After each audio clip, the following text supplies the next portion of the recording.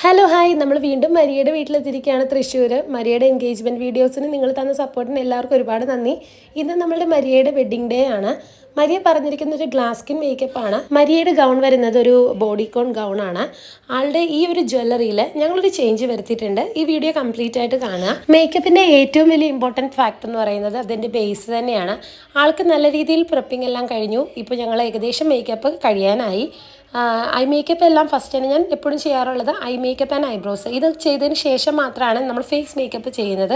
വേറൊന്നും കൊണ്ടല്ല, face makeup ചെയ്തതിന് ശേഷം നമ്മൾ ഐ മേക്കപ്പ് ചെയ്യുമ്പോൾ ഐ മേക്കപ്പിൽ നമ്മൾ യൂസ് ചെയ്യുന്ന ഐ ഷാഡോയുടെ ആ ഒരു പൗഡേഴ്സും ഇപ്പോൾ ഗ്ലിറ്റേഴ്സ് ആഡ് ചെയ്യുന്നുണ്ടെങ്കിൽ അതിൻ്റെ ഗ്ലിറ്റേഴ്സും സ്കിന്നിൽ നമ്മളുടെ മേക്കപ്പും കംപ്ലീറ്റ് ചെയ്ത് കഴിഞ്ഞിട്ടാണ് നമ്മളിത് ചെയ്യുന്നതെങ്കിൽ ഫേസിൽ അത് വീണ്ടും ആയിക്കഴിഞ്ഞാൽ നമുക്കത് റിമൂവ് ചെയ്യാൻ ഭയങ്കര ബുദ്ധിമുട്ടായിരുന്നു. ഈ ഒരു ഫ്ലവറിൻ്റെ പേര് അറിയാവുന്നവർ comment below. Eyebrows and I makeup ഈ രണ്ട് കാര്യങ്ങളും ചെയ്തതിന് ശേഷം മാത്രമായിരിക്കും മേക്കപ്പ് കംപ്ലീറ്റ് ചെയ്യുക. അങ്ങനെ മേക്കപ്പ് എല്ലാം കഴിഞ്ഞു. മേക്കപ്പ് എല്ലാം മരിയക്ക് വളരെ ഇഷ്ടമായി.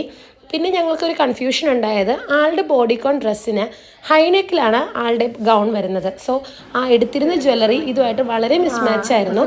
പിന്നെ ഞങ്ങൾ തപ്പിപ്പിടിച്ച് ഈ ഒരു സിമ്പിളായിട്ടുള്ളൊരു നെക്ക് പീസാണ് ഞങ്ങൾ ചൂസ് ചെയ്തത്.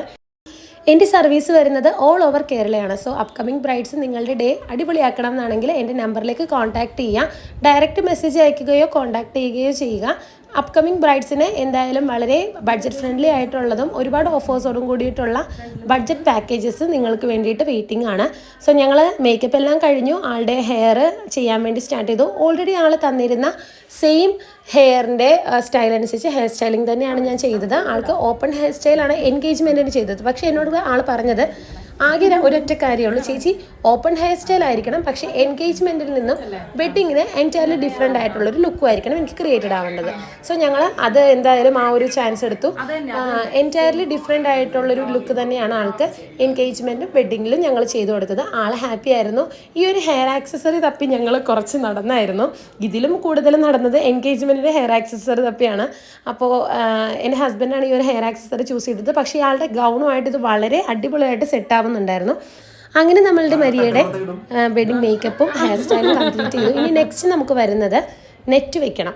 നെറ്റ് എന്ന് പറയുന്നത് ഓപ്പൺ ഹെയർ സ്റ്റൈലിന് നെറ്റ് വെക്കുന്നത് ചെറിയൊരു ടാസ്ക്കാണ്. കാരണം അത് ഹെയർ സ്റ്റൈലിനെ ബാധിക്കാനും പാടില്ല. ആൾക്ക് മന്ത്രകോടി ഡ്രൈപ്പിംഗ് ഉണ്ട്. സോ മന്ത്രകോടി ഡ്രൈപ്പ് ചെയ്യുന്ന സമയത്ത് നെറ്റിൻ്റെ ആവശ്യമില്ലല്ലോ. അപ്പോൾ വളരെ സിമ്പിളായിട്ട് വെക്കുകയും വേണം. അത് വളരെ പെട്ടെന്ന് തന്നെ റിമൂവ് ചെയ്യാൻ പറ്റുന്ന രീതിയിലായിരിക്കണം. അങ്ങനെ അതൊക്കെ ഫിക്സ് ചെയ്തു, സെറ്റ് ചെയ്തു. ഇപ്പോൾ അങ്ങനെ ആളുടെ നെറ്റെല്ലാം കംപ്ലീറ്റ് ചെയ്തു. ആളുടെ ലുക്സ് കംപ്ലീറ്റഡ് ആയി. ആൾ ഹാപ്പിയാണ്, ആളുടെ ഫാമിലി ഹാപ്പിയാണ്. ആളുടെ പപ്പ ആളെ തന്നെ നോക്കിക്കൊണ്ടിരിക്കുകയായിരുന്നു. അപ്പോൾ ഞാനത് വീഡിയോ എടുത്തില്ലായിരുന്നു.